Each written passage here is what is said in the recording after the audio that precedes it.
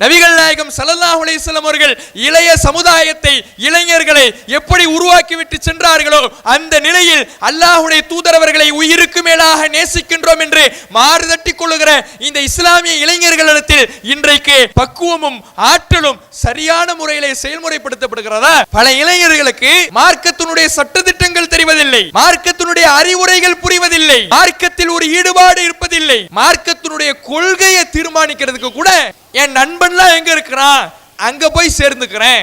ஷிர்க்ல, பிதஅத்துல, மார்க்கத்துக்கு புறம்பான காரியங்கள்ல, இறைவன் தடுத்த ஹராமாக்கிய காரியங்கள்ல 4 பேர் சேர்ந்து நின்னா, என் ஃப்ரெண்ட் எல்லாம் இருந்தா, என் நண்பர்கள்லாம் இருந்தா, அதனால நான் போய் விழுந்தேன். அல்லாஹ் இடத்துல சொல்லி தப்பிக்க முடியுமா? ஓ அறிவு எங்க போனுச்சு? அறிவை கொடுத்தன்ல, ஆற்றலை கொடுத்தன்ல, சிந்திக்கின்ற திறனை கொடுத்தன்ல, இளமையை கொடுத்தன்ல, ஓ அறிவு எங்க போனுச்சு? அவன் போறானா, போ நீயும் போய் விழு. இப்படிதானே இருக்கும்.